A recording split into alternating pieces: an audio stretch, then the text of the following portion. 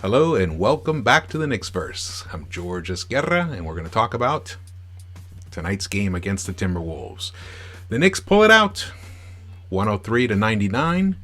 The score was close. The game in the first half was not, but in the second half was a different story. Here we go. Julius Randle, 25 points. Barrett, 21 points, 14 rebounds for Julius. He played a very good game. It didn't feel like one of his sensational games, but he played a really good game. The difference, though, the reason that we were able to hold on and win this game was R.J. Barrett. Man, he played some bully ball at the end. He went for a monster drive to get the score to 95-91. Then Timberwolves were hanging around. They hit a couple threes. They even took the lead.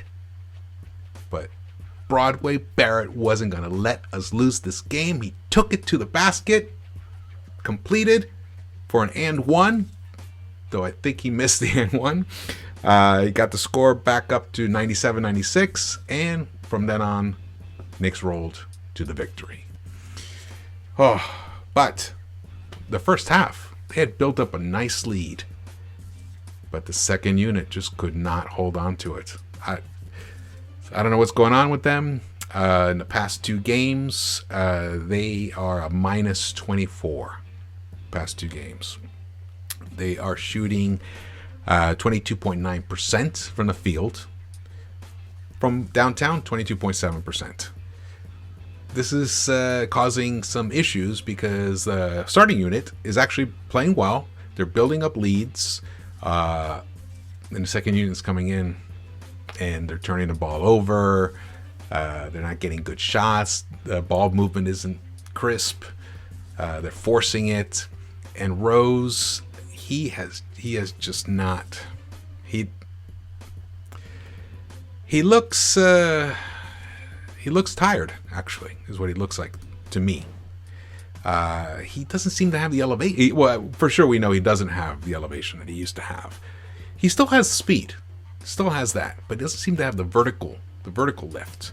1 for 8 tonight. Oh, quickly, 1 for 5. 2 for 13. Our incredible second unit backcourt, once again, bad game. Last game, I think they were combined 2 for 22. So, it's hard to win in this league when your two guards from the second unit are just not making it happen. Because also, it's not like there's anyone else in that rotation in that unit who is just lighting it up. We don't have a microwave. Quickly is our microwave. Burks, though, had a very decent game. Good game. I think he was the third leading scorer for the Knicks, 13 points. He had a nice three-pointer there. He went to the line, hit all 6 of his free throws, grabbed 6 boards. He played a solid game, which was nice because we know he has not been that effective lately. We didn't see Knox. No Frank. Nope. But we did see Obi Toppin. And Obi, once again, he just needs more time on the floor. But because the second unit itself was not contributing, it was hard to keep him out there. I believe Thibs brought Julius back at the close of the first half because the lead had dwindled. Oh man, but at the close of the third quarter, IQ misses a free throw. So the score could have been up 21 points. Now they're up 20 points. You think, okay, we're looking pretty comfortable, but it just felt tenuous. And boom, immediately.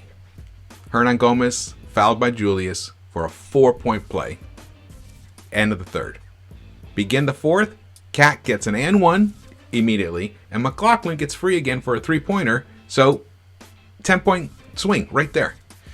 And it was a struggle from then on. And man, it was brutal. But a win is a win.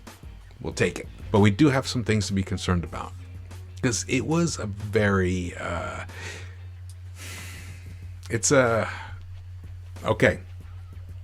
This is what I worry about. I think this is the kind of win or game that the front office and Thibs, this might have been the game where they decide to pull a trade.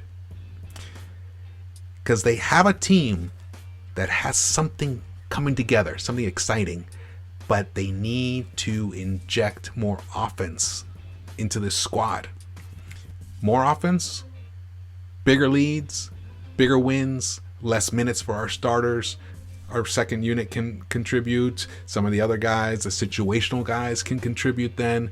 And the load isn't so heavy on Julius and RJ. I mean, RJ, he'd been averaging under 30 minutes a game recently. He played 34 minutes. 10 of 20.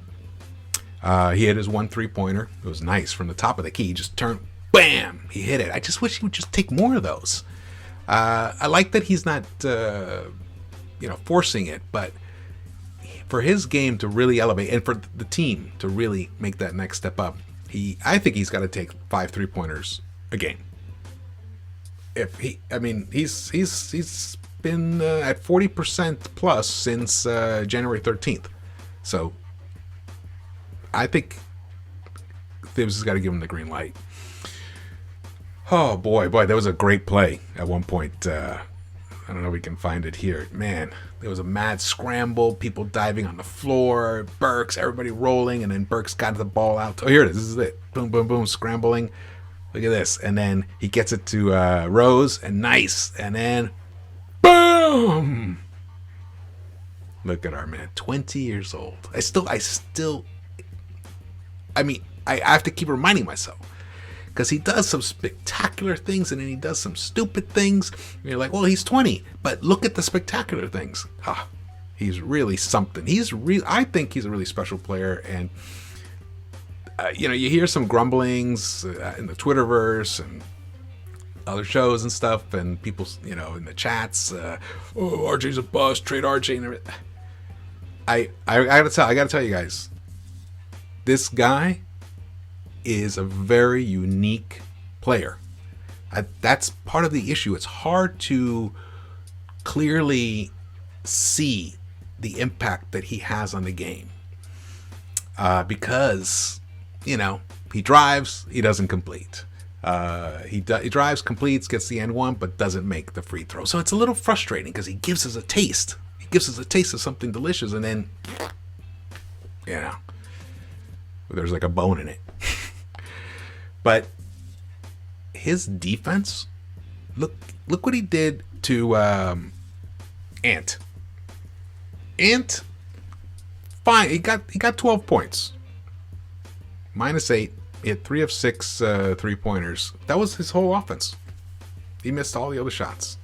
He got some free throws, but really, he was not that effective. And then he switched on to Beasley, and look at what Beasley did. 6 points.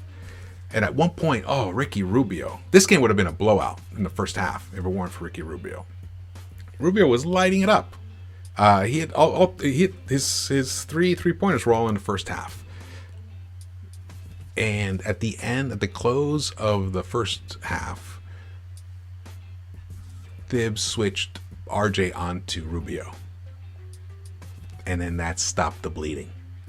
And I think it might even have led to a turnover or 24-second clock. I'm not exactly sure. But there were a couple of hustle plays that don't show up in the box score where RJ, sticks a hand out and the passer makes a mistake and then it's an out-of-bounds pass. But, RJ doesn't get the credit for the steal or deflection or anything. But his presence and the way that he tries to fill the lanes, for 20 years old.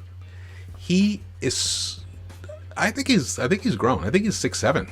I think he's bigger than 6. Is he 6'5" or 6'6"? I thought he was 6'6", but I think he looks bigger to me. He's filling in. This team really does need a third consistent scorer. He may already be on this team. It could be quickly. He's young. It's his first season.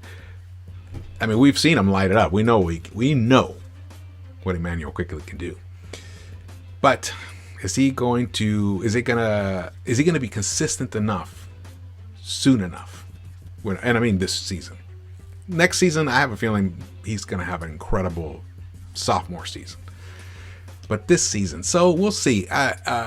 This is just, that game just feels like Leon and Wes and the crew, they're gonna swing a deal. Though I'll tell you, if they do swing a deal, I hope the deal that they swing is a deal for like an interesting complementary player, and it doesn't cost us much. Maybe it's a package of Frank and Knox, maybe even Rivers. I mean, they also have Burks and Bullock and stuff. Bring in some outside shooting, a JJ Redick. There really aren't that many other options out there, but who knows? Who knows what can happen? All right, well, Tuesday, the first game where fans can finally go to the Garden to watch. Oh, God, I'm so jealous. I wish I was there in New York to go to the game. Though, I'm not a season ticket holder, obviously, so I wouldn't. But, it's going to be thrilling. And Warriors are tough, obviously, but I think we can win this game. Won it before, and we can get back to 500. All right. If you like this video, subscribe, like, come back. I have a new video coming up about RJ Barrett, so stay tuned for that. Trying to help people understand what it is that he is. All right. Thank you, everybody, and see you around in the Knicks-Verse.